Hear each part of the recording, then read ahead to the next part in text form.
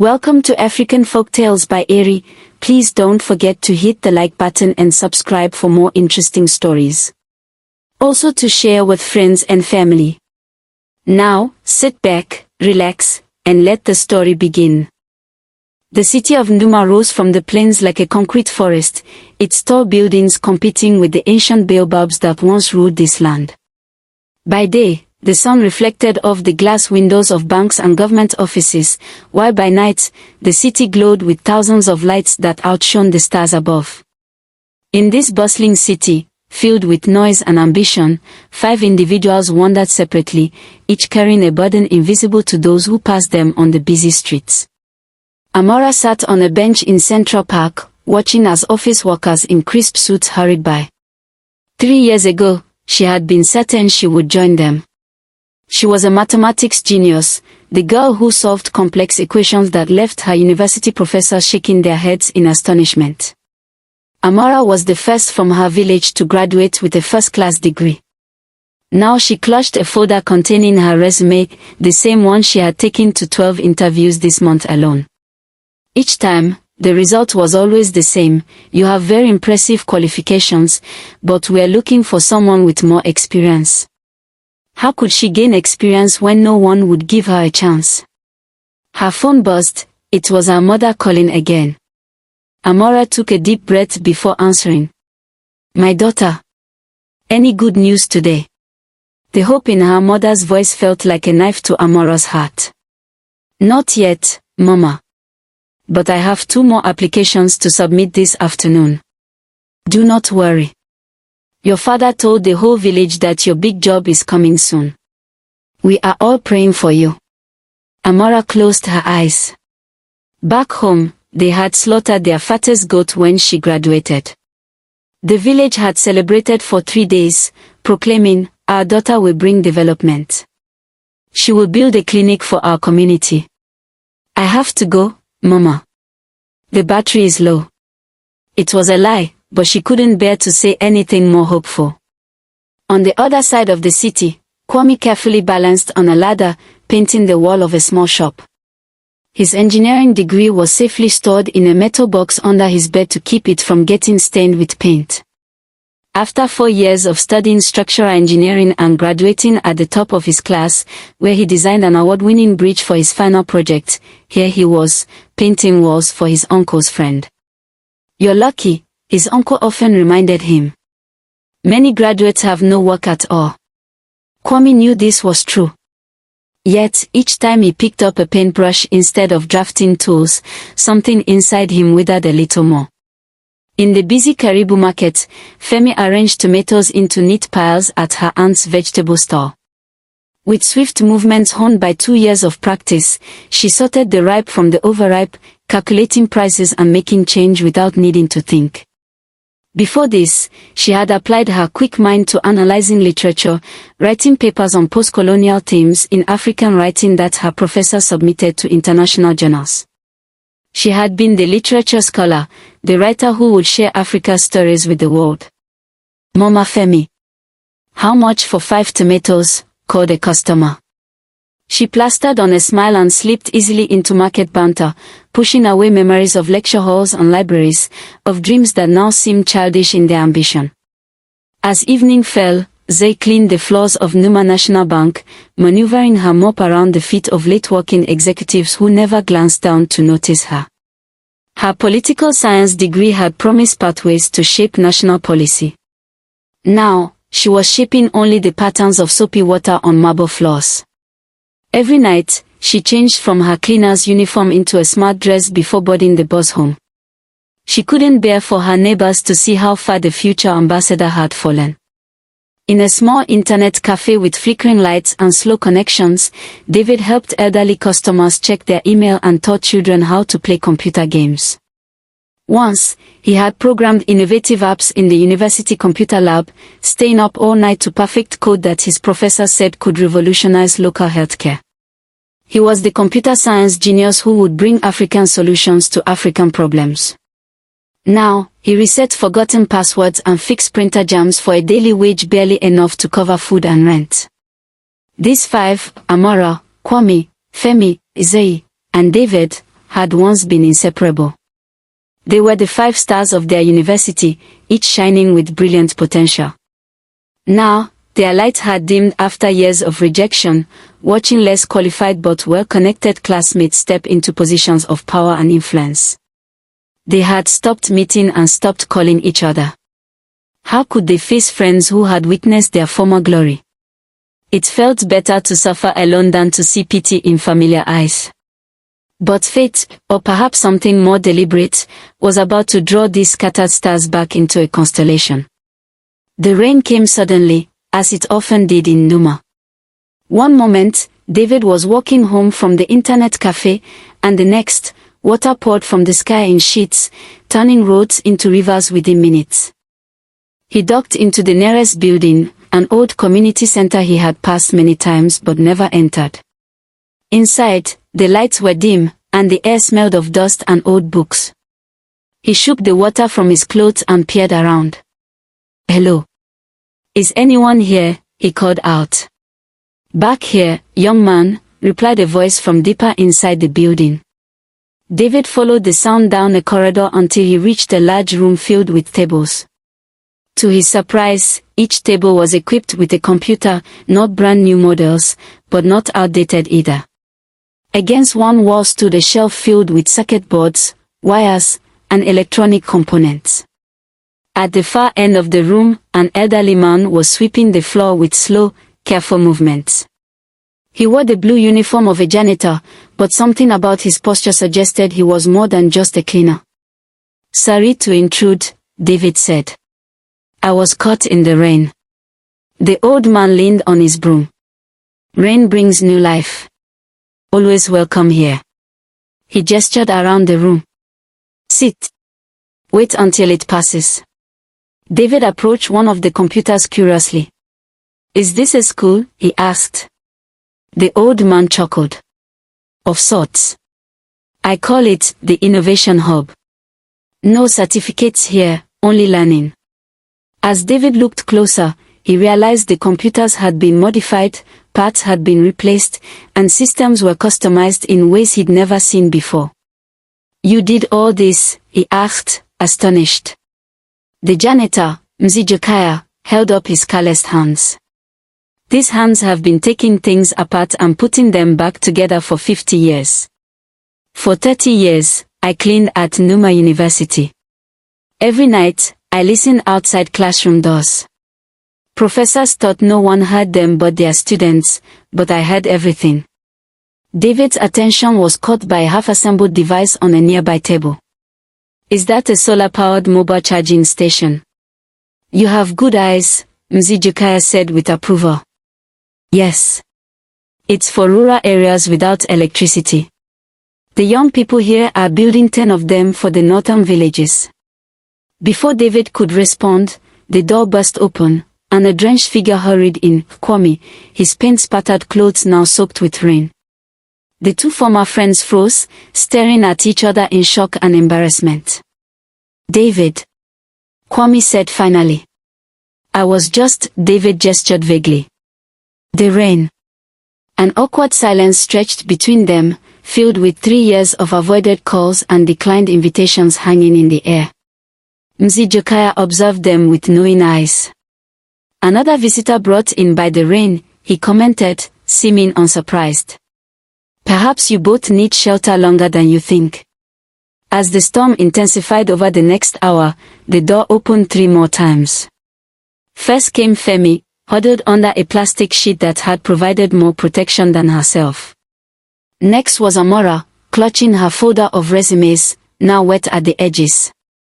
Finally, Zay arrived, still in her cleaner's uniform, having had no time to change before the downpour began. The 5 stars stood in a circle, each seeing in the other's eyes the same shame and fallen dreams they carried within themselves. "Well," said Mzijokaya, breaking the heavy silence, "now that the rain has brought all 5 of you to my door, perhaps it's time you saw what happens in this place when the sun goes down." Confused but curious, they followed him as he led them to a back room and unlocked the door. What they saw inside took their breath away. The room hummed with energy and purpose. Young people, Teenagers and young adults worked at various stations. Some coded at computers, while others built physical prototypes. In one corner, a group tested what looked like a water filtration system made from local materials. "Welcome," said Mzee, "to where we turn problems into projects and complaints into creations." He explained as they walked around. For 5 years, he had been gathering discarded equipment from university trash bins and corporate waste. With knowledge gleaned from decades of eavesdropping on lectures, he had created this space where young people learned practical skills that no formal institution was teaching them. "But you're just a janitor," Femi said, immediately regretting her words. Instead of taking offense, Mzee laughed. "Yes.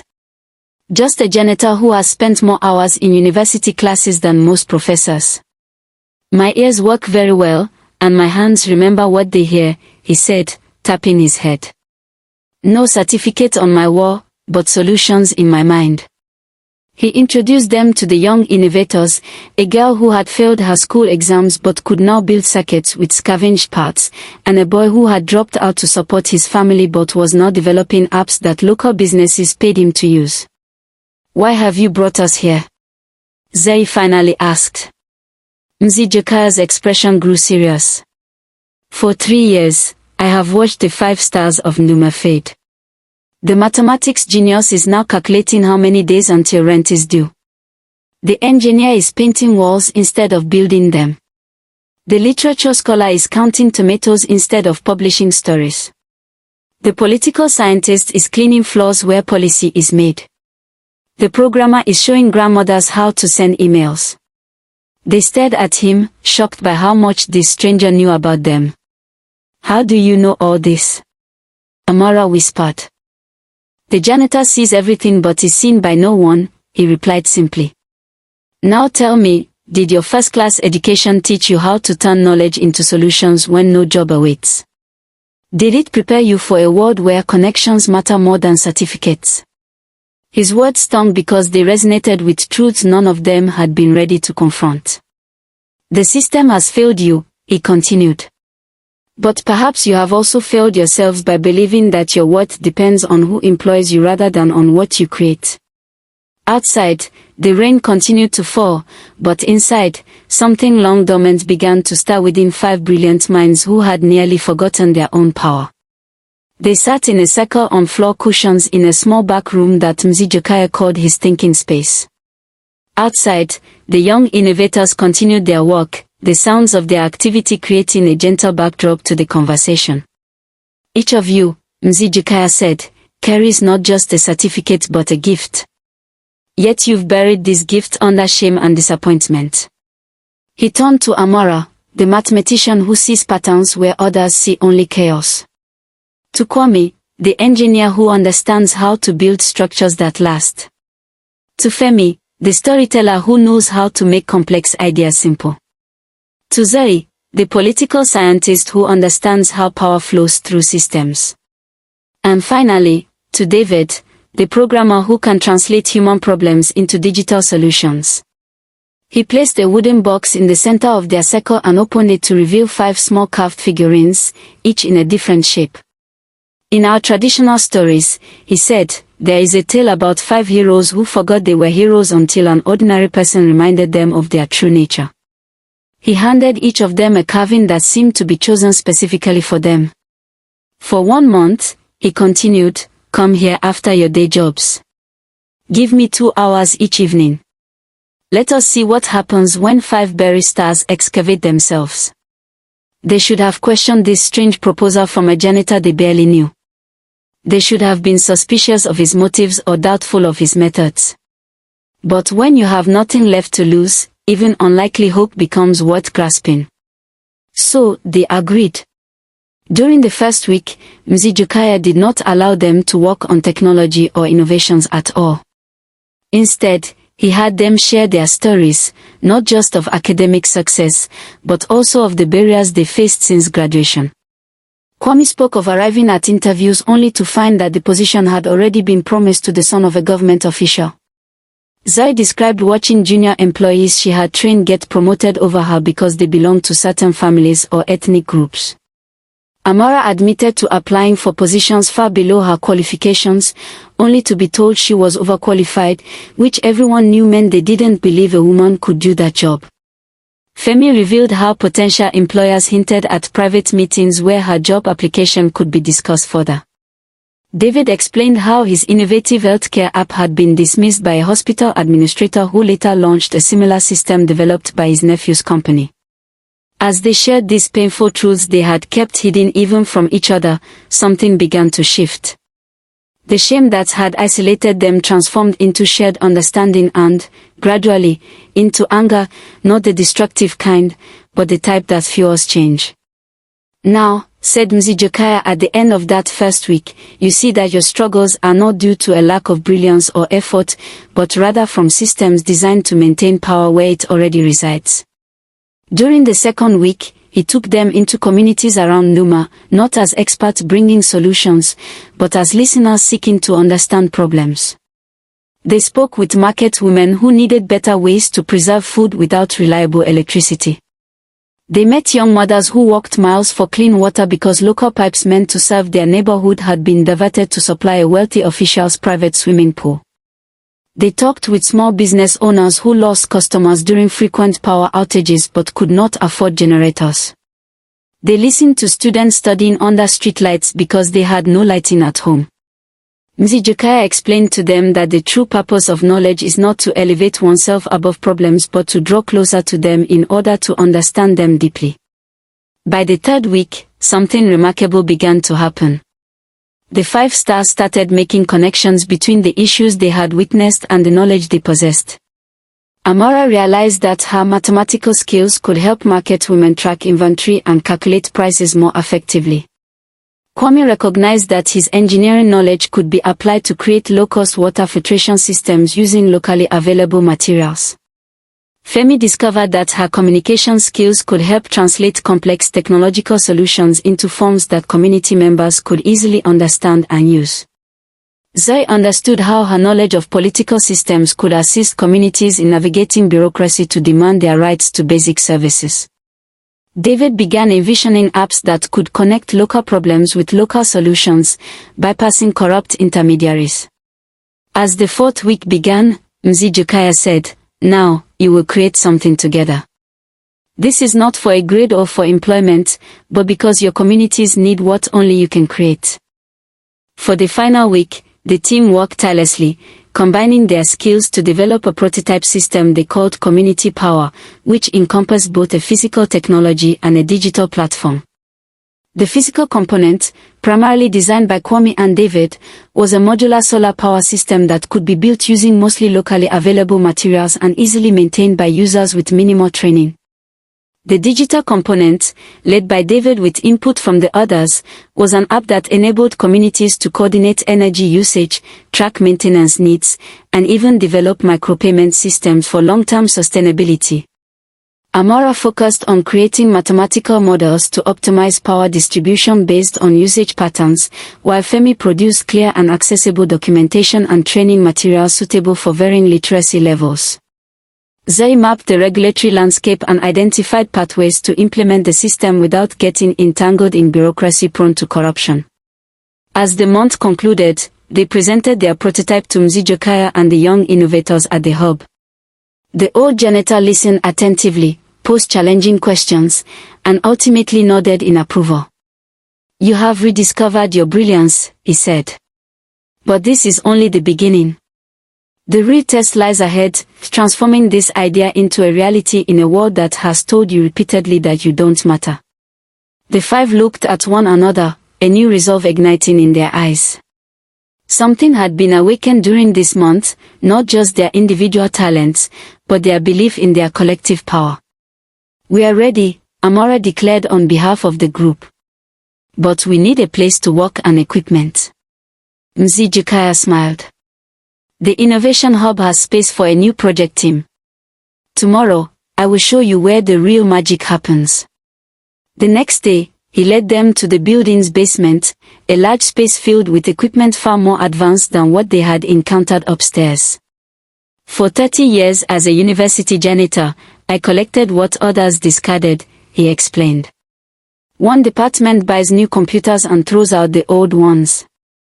Another upgrades lab equipment and discards perfectly functional items simply because they are considered outdated. They are not broken but replaced to satisfy egos and meet budget requirements. The basement was a treasure trove of technological resources, computers, tools, testing equipment, even 3D printers, all salvaged and repaired by Mzijokaya's skilled hands. This is your workshop now, he told them. The only payment I require is that you teach others what you know, just as I have taught you. They accepted without hesitation. Thus began the next chapter for the 5 Stars of Nduma, no longer dimmed by disappointment but fueled by renewed purpose. In the following 3 months, they confronted challenges that tested everything they thought they knew about themselves and the world.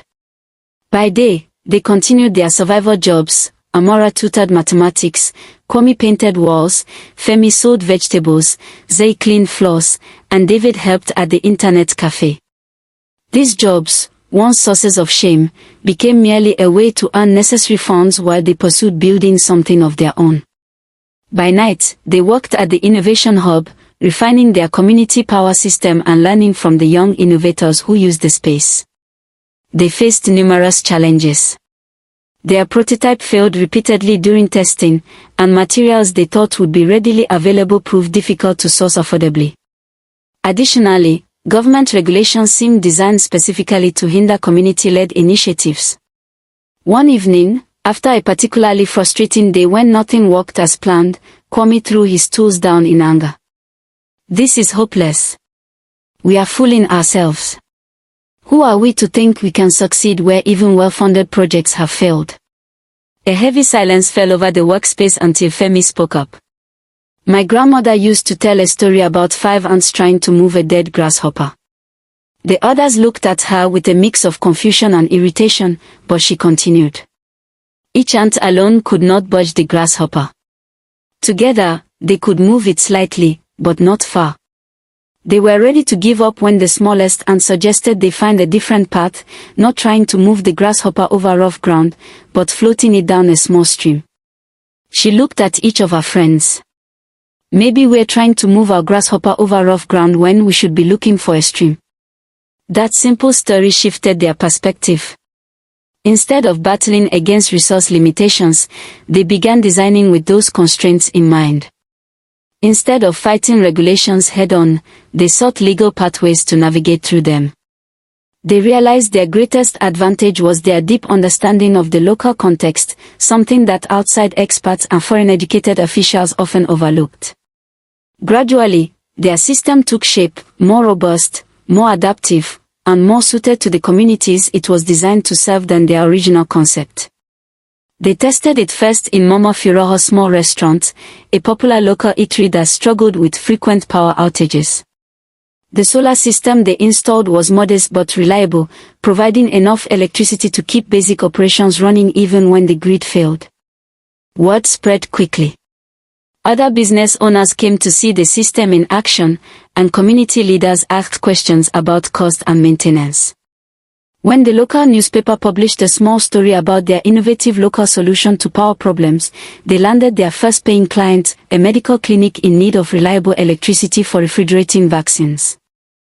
As demand increased, they encountered a new challenge, scaling up production while maintaining both quality and affordability. Mzijokaya's network proved invaluable during this time. He connected them with skilled craftspeople, small workshops, and even a sympathetic professor who allowed them to use the university's testing facilities after hours. They established what they called a knowledge trade system. They taught technical skills to local craftspeople, who, in turn, shared traditional techniques that often proved more effective than the modern approaches they had learned in university. 6 months after the rainy day that had brought them back together, the 5 Stars officially registered their enterprise as Nyota Solutions, which means star in Swahili. The registration process exposed them to the corruption they had heard about but never directly experienced. Officials hinted at expedited fees, forms mysteriously disappeared and reappeared, and requirements changed without notice. Zoe's understanding of bureaucratic systems was crucial as they navigated these challenges without paying bribes. They took longer routes when necessary, found legitimate exemptions when possible, and documented everything meticulously to prevent exploitation. When they received their official registration certificate, they framed it and hung it on the wall of the Innovation Hub, not as a symbol of individual achievement, but as proof that integrity could prevail even in broken systems. Their first year was filled with steep learning curves. They made mistakes, faced setbacks, and sometimes questioned their path. However, through it all, they supported each other, combining their different perspectives to find solutions that no single mind could have developed alone. They expanded beyond solar power to address other community needs, including water filtration systems designed by Kwame, financial literacy tools developed by Amora, community organizing frameworks mapped by Zeri, educational content created by Femi, and digital platforms built by David. As their work gained recognition, something unexpected happened. Nyota Solutions began receiving job applications from recent university graduates facing the same barriers they had once encountered. This presented them with a crucial decision: who would they become as employers? Would they perpetuate the systems that had harmed them, or create something different? They chose the latter, developing a peer learning model in which new team members brought their formal knowledge while learning practical implementation from community experts. These experts might lack certificates but possess generations of wisdom.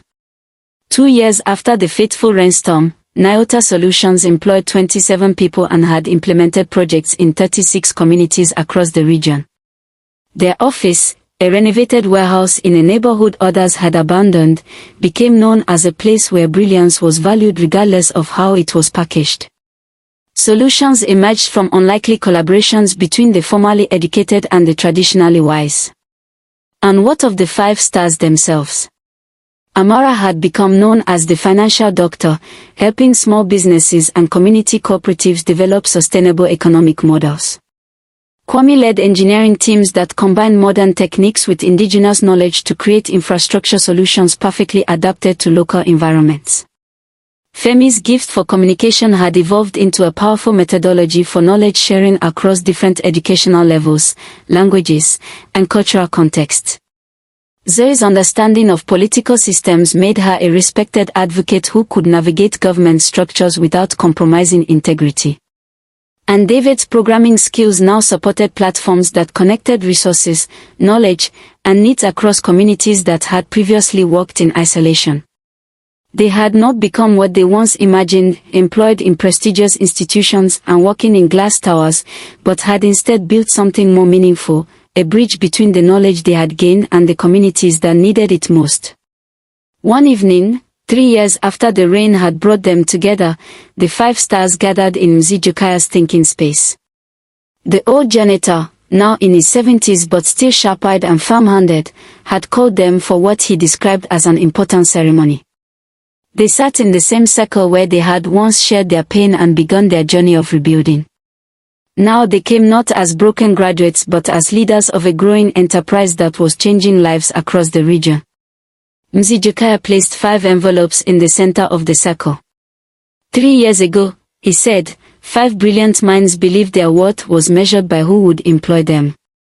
Today, I give you your true certificates. He distributed the envelopes. Inside each was a simple document, handwritten in Mzijokaya's careful script. Each bore the same message. This certifies that name has discovered the courage to create value instead of merely seeking validation. No greater qualification exists. Below these words was a list, names of community members whose lives had been improved through their work, projects that had succeeded against overwhelming odds, and problems solved that experts had declared unsolvable. Your university degrees proved you could pass examinations, said Mzijokaya. These prove you can transform lives, including your own. As they read their certificates, a commotion outside interrupted the moment.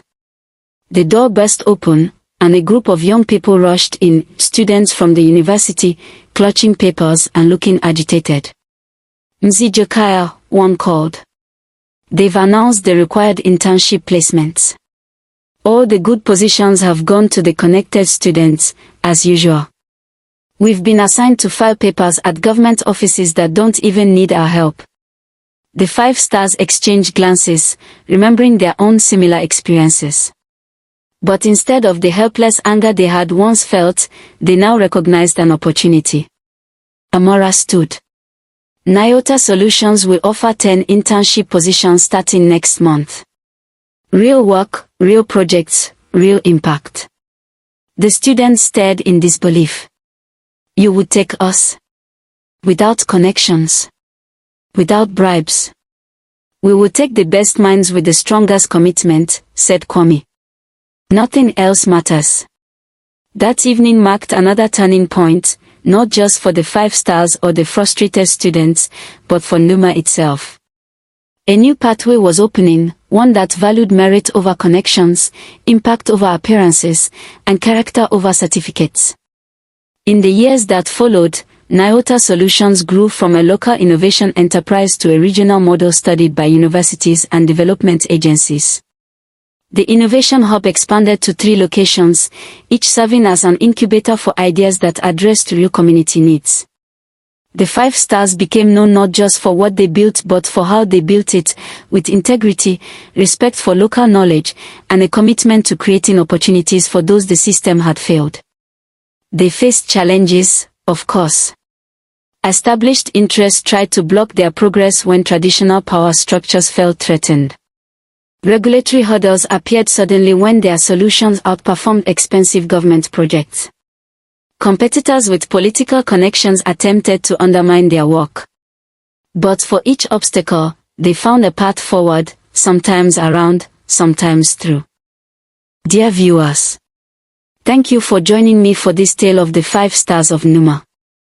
I hope this story resonated with you, whether you are facing your own challenges or supporting others in theirs. What do you think? Have you experienced similar struggles where your qualifications didn't seem sufficient? Or have you found ways to forge your own path when traditional opportunities were close to you? Please share your thoughts in the comments below. Your story might be exactly what another viewer needs to hear today. If you enjoyed this tale and want more stories that explore modern African experiences through a folktale lens, please subscribe to my channel and tap the notification bell so you won't miss any upcoming videos. Until next time, remember, your worth isn't defined by who employs you, but by the value you create and the lives you touch. Peace and blessings to you all.